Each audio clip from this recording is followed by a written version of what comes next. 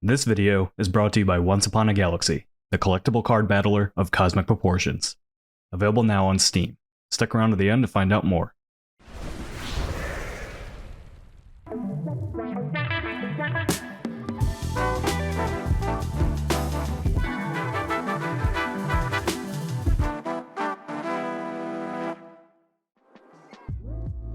The story of the disastrous release of MindsEye from Build a Rocket Boy, the studio founded by Leslie Benzies, the former president of Rockstar North, is continuing to unfold as new details about its development and studio leadership culture come out. For a quick, too long didn't read on the situation, Build a Rocket Boy was formed in 2018 by Benzies after he was removed from Rockstar Games in 2016 following a 6-month sabbatical. He took Rockstar and publisher Take-Two to court over his removal and unpaid royalties, which was later confidentially settled between the two parties after 8 of the 12 complaints levied by Benzies against the studio were dismissed. Build a Rocket Boy would eventually announce Everywhere, a supposed Roblox competitor that has yet to see the light of day, and the studio's only released product so far is MindsEye, which has been a disaster and resulted in hundreds of layoffs across the studio. Over the course of development, Build a Rocket Boy had raised hundreds of millions of dollars, and it's not looking like the studio is going to be around very much longer at this rate. The most recent development to the MindsEye saga is a damning open letter signed by 93 current and former Build a Rocket Boy employees. In the letter, the signees accuse the leadership of Build a Rocket Boy, and more specifically, Benzie, of a number of things, including disrespecting the staff, forcing unbearable crunch and overtime, terrible handling of redundancies, and a lack of transparency and communication. According to the letter, the signees estimate a UK majority of 250 to 300 workers across the company have now lost their livelihoods. These layoffs happened because the executive team repeatedly refused to listen to your workforce's years of experience, resulting in one of the worst video game launches this decade. In the lead up to the launch of the game, the studio leadership implemented a mandatory 8 hours of overtime for every single employee at the company, with the promise that they'd receive 7 hours back in time off for every 8 hours worked. After the game's release, the studio leadership committed to fixing MindsEye and prepping it for a relaunch. As the studio continues to try and salvage whatever they can of MindsEye, the letter states many have still not been able to take this time off due to leadership's continued requests for extra high-priority work, even after launch. The letter concluded with a general summary of people's experience working at Build a Rocket Boy, and none of it's good. This is all backed up by over 100 reviews of the company over at Glassdoor. Our experience at the company has been one of burnout, job insecurity, health issues, and the failure of a game that many of us put years of our lives into. Build a Rocket Boy needs to change. CEOs need to take a back seat and allow the skilled people who remain at the company to forge the path ahead. The saga of Build a Rocket Boy and MindsEye, I think, is a perfect encapsulation of the worst tendencies of the games industry. Tens or even hundreds of millions of dollars thrown at overly ambitious projects from new studios built on the pedigree of past projects and people who are in leadership positions at renowned studios. These studios often make their entrances with big, flashy announcements and a list of people with big titles on their credit sheets. They raise a bunch of money to build their ambitious dream games with teams of people who haven't worked together before, and oftentimes the results just don't pan out.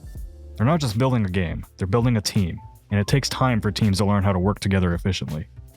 We've seen it with Firewalk Studios and Concord, Striking Distance Studios and the Callisto Protocol, Midnight Society and Dead Drop, Mountaintop Studios and Spectre Divide. The list goes on. Don't even get me started on all the big Kickstarter projects that didn't pan out that were built on name recognition alone.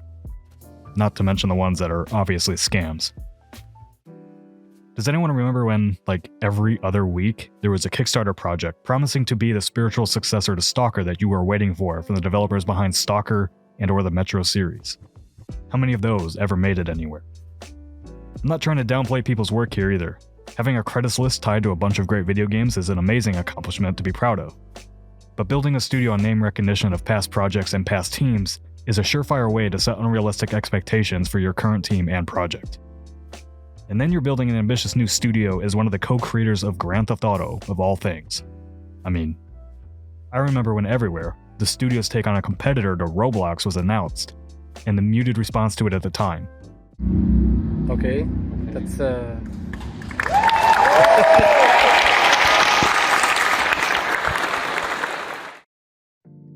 Nobody knew what it was, and the title of the game alone was enough to raise suspicion around it.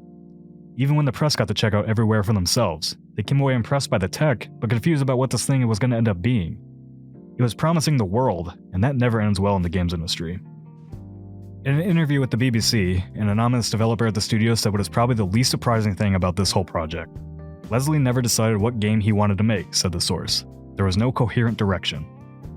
Everything I've read now about the development of MindsEye makes it pretty clear to me that Benzie micromanaged the hell out of his new studio. This was made even more apparent in a bizarre Dev Diary video that was released shortly before the launch of MindsEye, which showed Benzie playing the game and providing feedback to the developers, who didn't look exactly pleased to be there.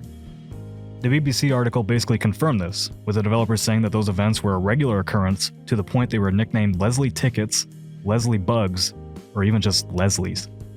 These changes could range from minor cosmetic issues to instructions to ditch whole missions from the game, and there was an expectation that these would be given top priority, according to the article. It didn't matter what else you were doing, what else was being worked on, said the article's source. The Leslie ticket had to be taken care of. As for the future of MindsEye and Build a Rocket Boy, in meeting transcripts seen by the BBC, Benzie's blamed the failure of the game and negativity around the studio on saboteurs within and outside the company and resolved to root them out, while also promising the remaining staff that there was a plan for the company going forward. All of this, in my opinion, gives a bit of new context to some of the things said in the lawsuit that Benzie's filed against Rockstar back in 2016. When going back through the reporting on that, I came across this quote as reported by Polygon that I think is worth revisiting. Benzie's lawsuit begins by claiming that Sam Houser's work on the early Grand Theft Auto games yielded distinctly mediocre results. It was only when he, Benzie's, took over production for GTA 3 that the series really took off, he says. While experts in their respective contributions, Sam Houser and Dan Houser did not help invent, create, or develop any of the paradigm-shifting game development design and artistic innovations in GTA 3 that so dramatically elevated the GTA franchise, states the lawsuit. Taking a bird's-eye view of the entire situation, it feels like a perfect case study of how a big game studio with a lot of ambition and money behind it is destined to fall apart due to ego-driven management and a blank check.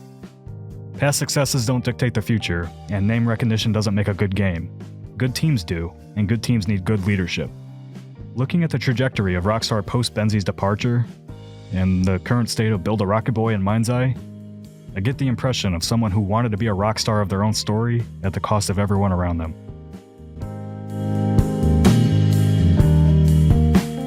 This video is brought to you by Once Upon a Galaxy, the collectible card battler that hooked us earlier in the year on mobile, and it's now available on Steam. From the team that helped create Magic the Gathering and Hearthstone, Galaxy is fast-paced, free-to-play and fun, which are three of the four most important Fs in the English language, and I'll let you guess what the final one is.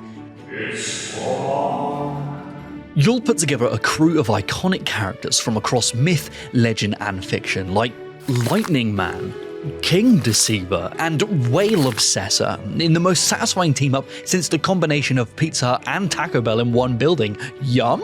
Question mark?